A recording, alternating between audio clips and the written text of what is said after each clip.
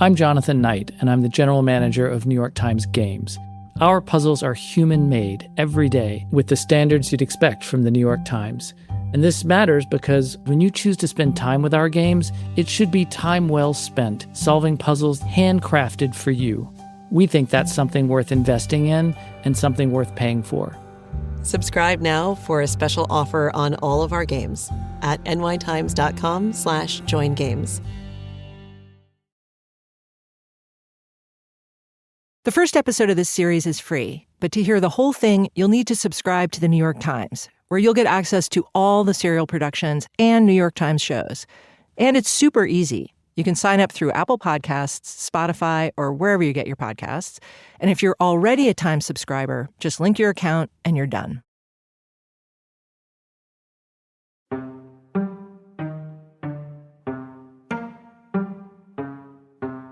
Years ago, when I was a teenager, I lived in Laramie, Wyoming. I've always remembered it as a mean town, uncommonly mean, a place of jagged edges and cold people, where the wind blew so hard, it actually whipped pebbles at you, actually pushed trucks off the highway. Laramie stood at an elevation of more than 7,000 feet and got so socked in by winter storms, it felt like we were trapped, like there was no way out. My family moved away before my senior year in high school. I never wanted to go back. The town's only high school, Laramie High, was grim even by normal high school standards.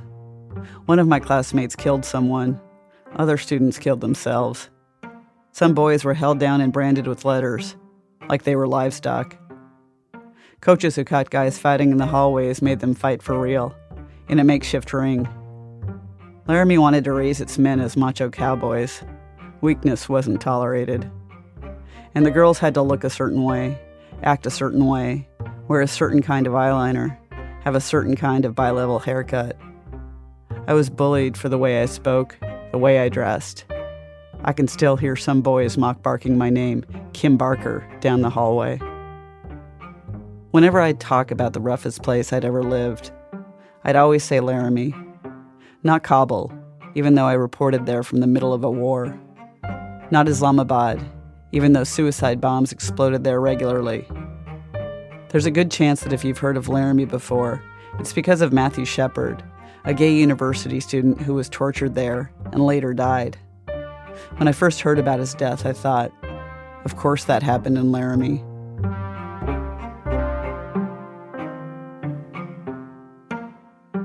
But the main reason that Laramie has always stuck with me, the defining cruelty in a litany of them, was a young woman I had never met named Shelli Wiley.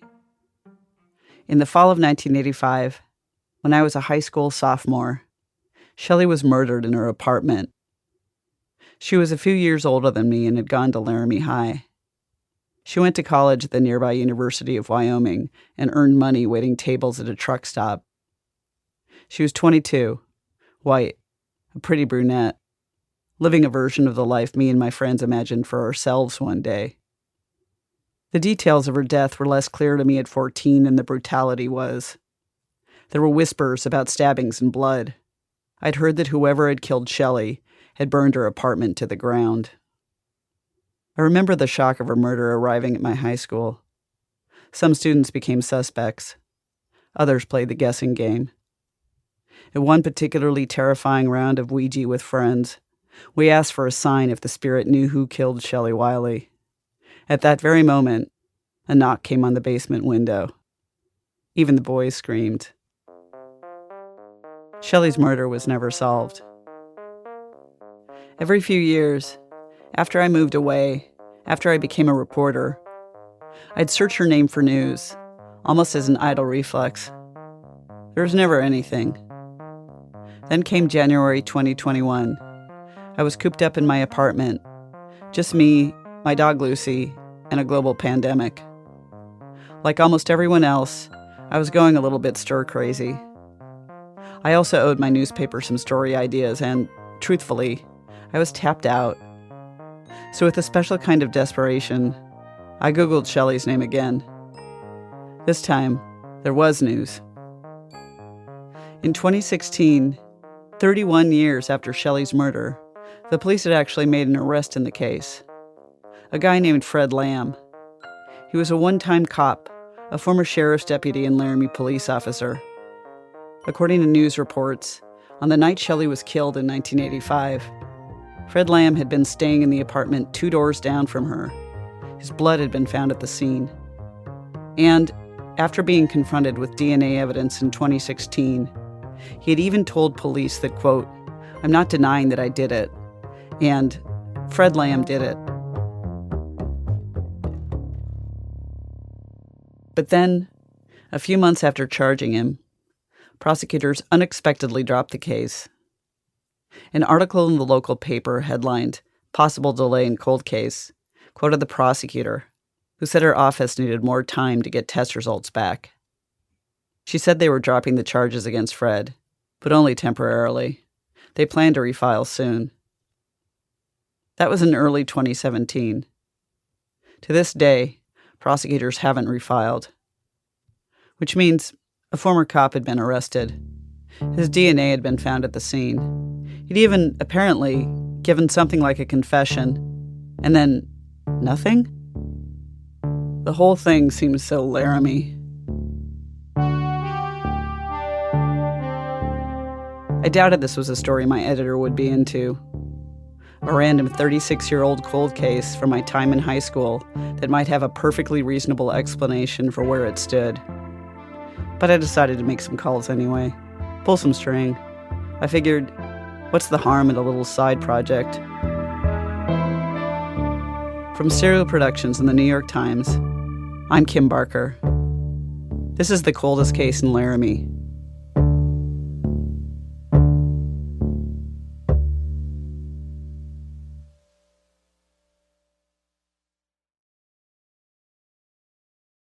I'm Paul Tenorio. I cover soccer for The Athletic. And I'm Amy Lawrence. I cover football for The Athletic. Whatever you call it, the biggest competition in the sport is happening right now. And The Athletic's World Cup coverage has everything you need to follow the tournament. There's 48 countries taking part, from the tiny island of Curacao to the 5-time champions Brazil. Even if you don't know your offside from your onside, if you're eager to know more about the teams, the matches, all the stories on and off the pitch, we've got you sorted. Maybe you're the kind of person who's already up early every weekend, waking the neighbors when your favorite club scores. We'll make sure you get equipped with more information, more insight than anyone you know. We've got more than 70 obsessive reporters on the ground, covering the ins and outs from every game. I almost forgot to mention the best part, Amy. Free access to The Athletic's World Cup coverage in our app. Download the Athletic app and see you there. I read through the handful of articles about Fred Lamb I could find on the internet, and then I started looking for Shelli's family. I didn't find much. An obit for Shelli's father, and a pleading Facebook post from a young woman named Brandy saying she was Shelli Wiley's niece. She didn't name Lamb, but she said a former sheriff's deputy, a quote, monster, had never had to answer for his crime. Brandy said that she and her family needed help. I messaged her. We set up a time to Zoom, along with her mom, Lori, Shelli Wiley's younger sister. Hi, can you hear me? Yes, can you hear me? Yeah, I'm just moving over to the Zoom. Yeah. Thanks so much. You must be Lori. I am. Good to meet you. Nice to I'm meet you. obviously Kim, and that's hi, Brandy. Good to see you. Hi. Hi. So, I figured we should start out with you guys asking me questions about what I'm doing, and I would imagine that you would have questions. Yes, absolutely. What are you writing about exactly?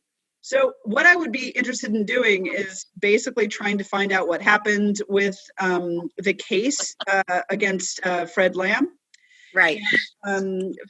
Just get records, do all the sort of things that you do.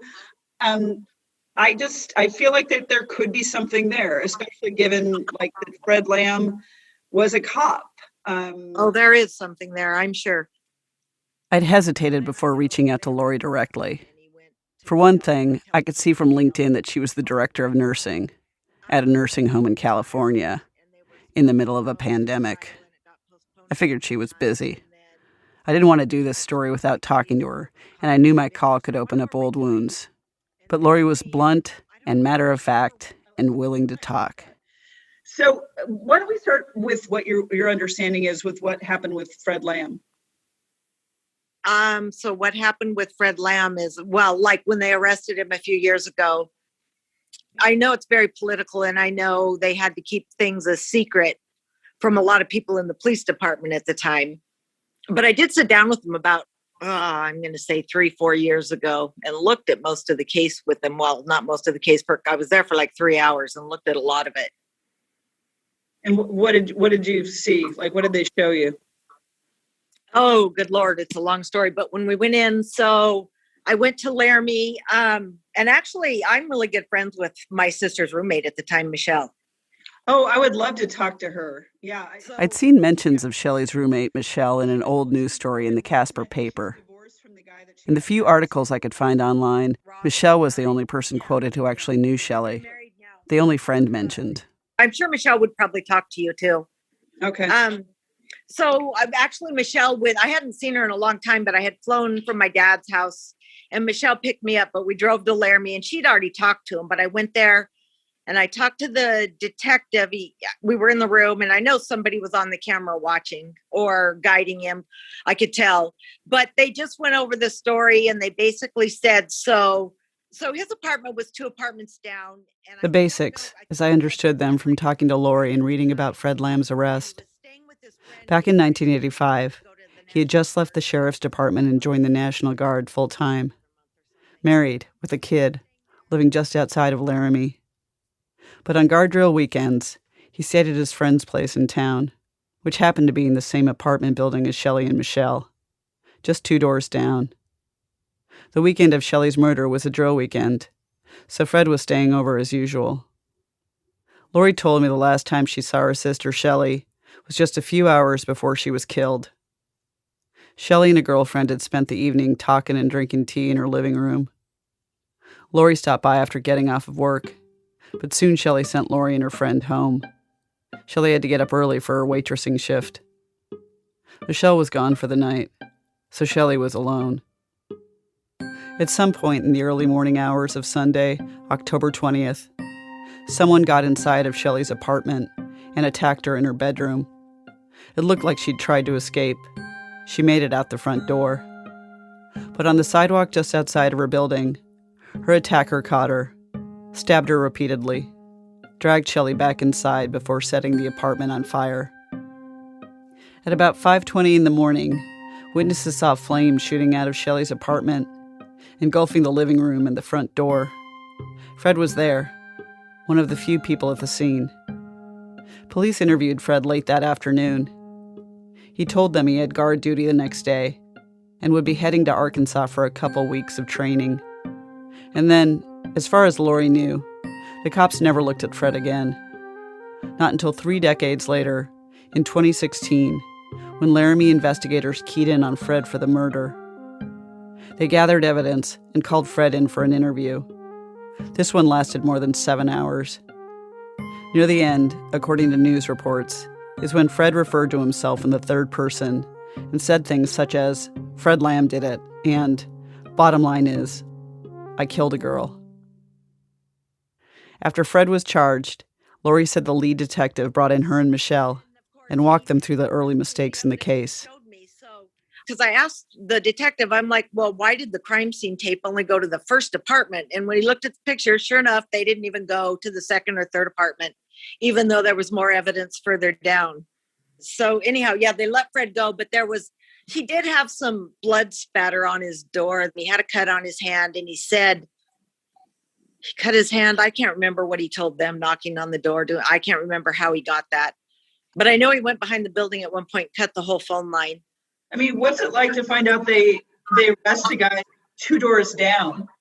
I think Michelle was like, I knew he may have had something to do with it. Michelle said that from the beginning. I don't know if she knew it was him, but she questioned. Lori says they all knew Fred Lamb. He used to go to Foster's, a huge truck stop off of Interstate 80, where Lori, Michelle, and Shelli all worked. They'd see Fred at Foster's, meeting with other cops to drink coffee and shoot the shit. Foster's was just across the dirt road from Shelli's apartment building. The building itself wasn't much. 5 low-slung units arranged in an L shape. It was the kind of building that looks like a strip of crummy motel rooms, but is in fact a strip of crummy rental units along a sidewalk and parking lot. That's the other place Lori remembers seeing Fred sometimes, when she was over at Shelli's apartment building. We would sit outside. Sometimes we'd sunbathe out there because that's what you did in the 80s. I know when they said it in the report, I'm like, oh my God, you're trying to make us look like whores, aren't you? I pretty much told him that. I'm like, that's not how it was then. That's not really what we were. But they came home. But I remember I don't even think we were sunbathing this time, but we were standing outside and I must have been leaving. But I remember Michelle smacking me and telling me, look at those weirdos. There's my neighbors. He's a weirdo. But I remember a couple weeks before, their screen kept coming off their window, different screens.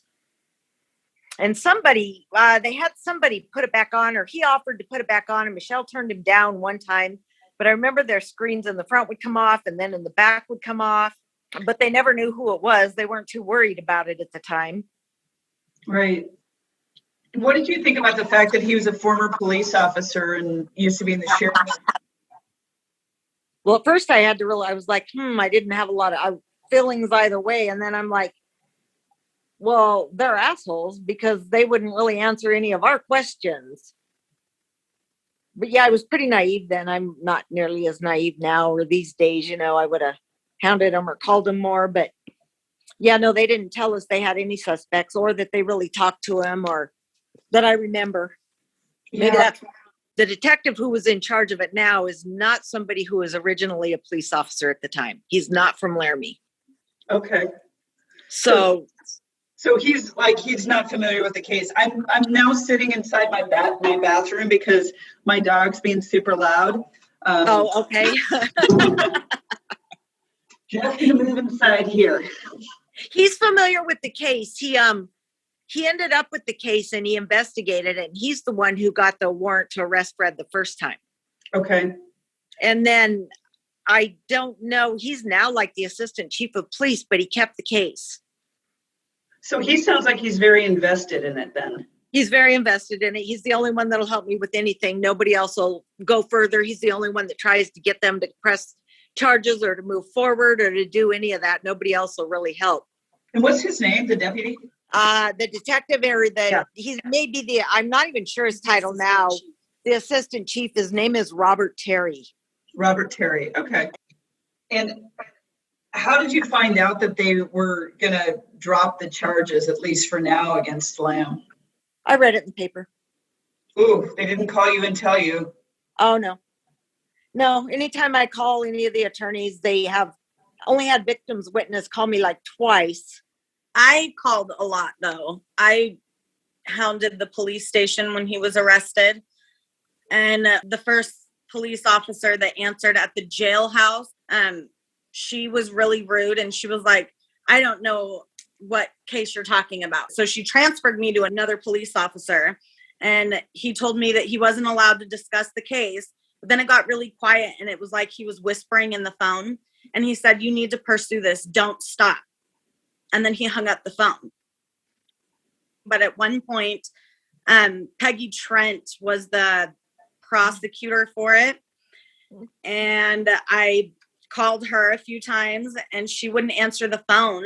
And then I kind of got on a kick of, calling. I thought in my head, I'm like, I feel like Laramie is really a bad place to try it. So I wonder if there's something that I could do, or to get it transferred out of Laramie to maybe Cheyenne. So I remember calling Cheyenne and asking them, if they knew about the case and that I was her niece and how they get it transferred or whatever. And the lady that I spoke to, she said, I can't just take the case.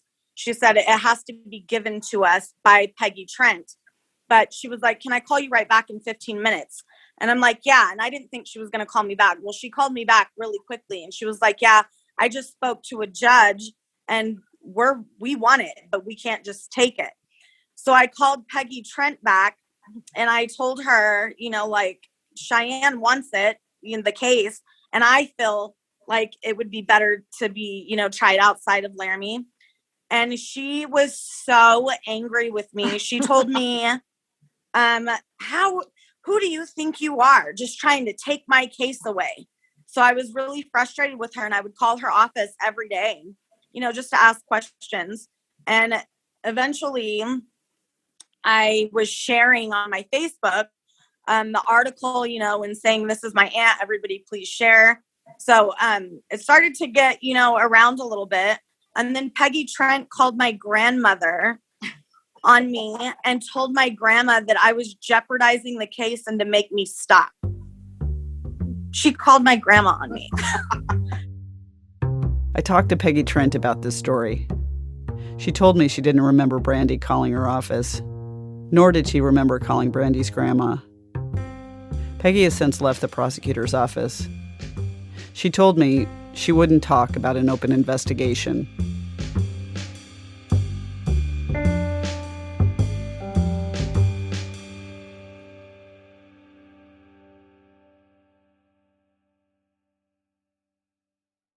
This is Sarah Koenig, host of the Serial Podcast. If you're already hooked on this show, then maybe I don't need to say anything else here except if you want to hear the rest of it, subscribe to the New York Times. The end. But for those of you who have questions, chiefly why? Why do I have to pay for this? I'm glad you asked.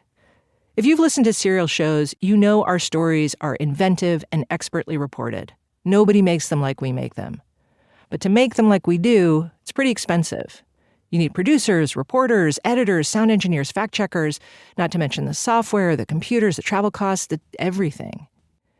The way we used to pay for all that was with ads, which, great. But unfortunately, ad sales aren't always reliable, and we just can't cover the full cost with ads anymore. So that's why we're asking you to directly support us with a subscription. With a subscription, you get a lot. You can listen to the entire Serial archive, all our previous shows, plus early access to our new shows, and all the other shows and bonus content produced by New York Times Audio. There's an audio-only subscription, or if you want to go big, which I recommend, you can subscribe to all of the New York Times and get access to all the great journalism, plus the games, cooking, Wirecutter, the whole thing. So please, subscribe to the New York Times. You can do it through Apple Podcasts, Spotify, or wherever you get your podcasts. Tell me if any of this sounds familiar. Eating meat is the key to good health. Nicotine can boost brain function. GLP-1s are a miracle drug. I'm Danny Blum. I'm a health reporter at the New York Times. We're bombarded pretty much constantly with claims about how to live better and feel better, and it's really hard to separate fact from fiction. That's what really differentiates my reporting and the Times, is that I am scouring the science, I am speaking with leading experts, I am making sure that everything I write is rigorously researched, reported, and that I can back it up. And when the science isn't clear, sometimes that is the story, that we don't know the answers yet. And that's a level of nuance and depth you're not going to get just floating around the internet. That's what you get when you subscribe to the New York Times. If you already subscribe, thanks. If you'd like to, go to nytimes.com/subscribe. Lori graduated high school a few months before Shelli was killed. She told me she spent much of her time at Shelli's, even spent the night there sometimes. They were 4 years apart, but Lori told me they were really close. They drank beer, went to university football games.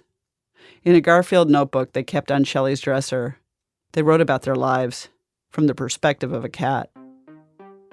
When Lori spoke to me about Shelli, she did it without a lot of sentimentality. She seemed like she put her memories of her sister, and what happened, into a box that she never opened.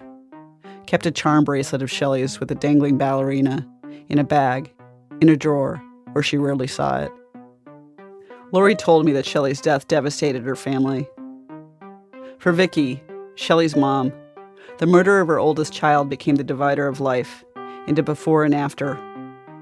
Life before. Vicky gave birth to Shelli just after high school, and the two pretty much grew up together. They looked alike, like sisters even. Talked all the time, even after Shelli's dad and Vicky divorced. Life after? Vicky became more of a recluse, according to Lori, more depressed, more off on her own. Shelli's dad kind of disappeared after his daughter's murder. Spent much of his time alone, in the mountains. Didn't want to talk about Shelli's murder. Didn't talk much about her at all. He seemed to walk away from his second marriage without actually leaving. And after the couple finally broke up, Shelli's father left Laramie for good. He died alone in Buffalo, Wyoming, leaving behind Shelli's funeral notice tucked inside a book and a bitter hatred of the Laramie police. One of Shelli's brothers started drinking after Shelli's death. He never stopped. He died shortly before my first conversation with Lori and Brandy. When I asked Shelli's family about her, what she was like, who she was, they tended to lean on the platitudes of the long dead. She lit up a room with her smile. She was smart, beautiful, inside and out. And it makes sense. Shelli is, in their minds, forever 22. A pretty woman who liked John Denver, who loved animals, especially cats, who worked out at the gym regularly before that was really a thing for women, who was often, in fact, the only woman in any of her engineering or industrial management classes. In truth, the most important parts of who Shelli Wiley was were still in the process of being ironed out. Her family mourns this just as much as they mourn the person they loved, that she was murdered right at that precipice, before she or anyone else had a chance to find out who she was going to be. Well, I've talked to you guys for like more than an hour this evening. I don't want to take too much of your time up in the very beginning, but like, and I hate to say that I'm giving homework, right? But like, there's homework here. If you guys could get me, like, if you could talk to Michelle and see if she'd talk to me. And I think that she would be really important to talk to just because she would be more familiar with what his role was in the building at the time and all that stuff. I'm sure Michelle will talk to you. That'd be great. Okay. All right. And we'll just stay in touch and we'll see where this can go. Okay. Okay. Thank you. Thank you Thanks, so guys. much. Thank you. Bye. What I gathered from talking to Lori and Brandy was that they didn't actually know a lot more about what happened with this case than what appeared in news reports. In that vacuum, they'd started developing some theories. They were pretty clear that the whole thing was mishandled from the start, that Fred didn't get a close look as a suspect back in 1985. They figured it was because he was a former cop, that maybe this was a good old boys protecting their own thing. It was hard for Lori and Brandy to feel like there wasn't something shady going on here. They told me they'd be happy to have me find out what I could.